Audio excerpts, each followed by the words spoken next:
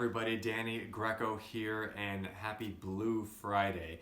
Today I want to talk to you about zoning, and if you've ever driven around certain neighborhoods of Seattle and wondered why this neighborhood has a lot of townhomes or this neighborhood has some duplexes or multifamilies or other neighborhoods simply may not have any of that, and wondering why that is, it's all due to zoning, and every city has areas zoned differently, and that could be commercial or industrial or whatever that may be. But for the purposes of this video, we'll stick to strictly residential reasons. And as we know, over the last 15 years or so, we've seen this boom in townhome construction in the greater Seattle area, right?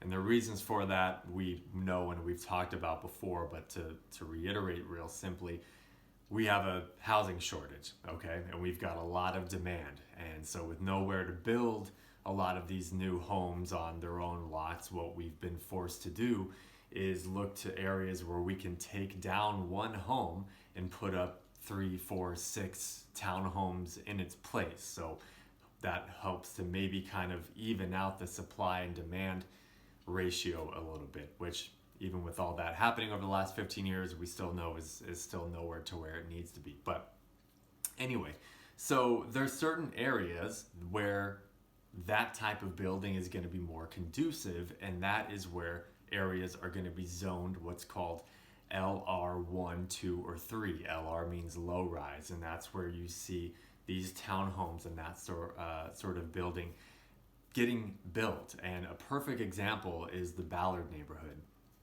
If you ever go through Ballard, you'll notice just a complete hodgepodge of what's around you. You can have a single family home, a mid-century home on a 5,000 square foot lot next to 6 townhomes, next to a duplex, next to an apartment complex. I mean, it's just a laissez-faire of building there. And depending on where politically you may sit, this is a kind of a political discussion that's ongoing with our city. Again, looking at the housing shortage that we have, a lot of people want many areas of the city to look like that, so that we have more options for homeowners. About 85%, I believe the last statistic I saw was about 85% of residential areas in Seattle are not zoned conducive for LR building.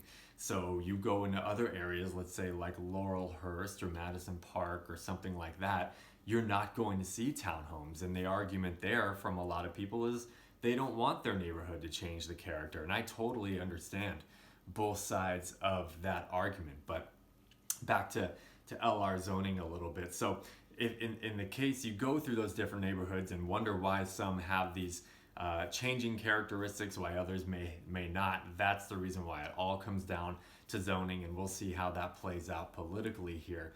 But also worth noting too, if you have LR zoned land and you're considering selling, definitely talk to your agent about best possible options. I'm working with some people right now who, if we sold their home on the market as is, we could probably get $725, $750 for it, somewhere around there.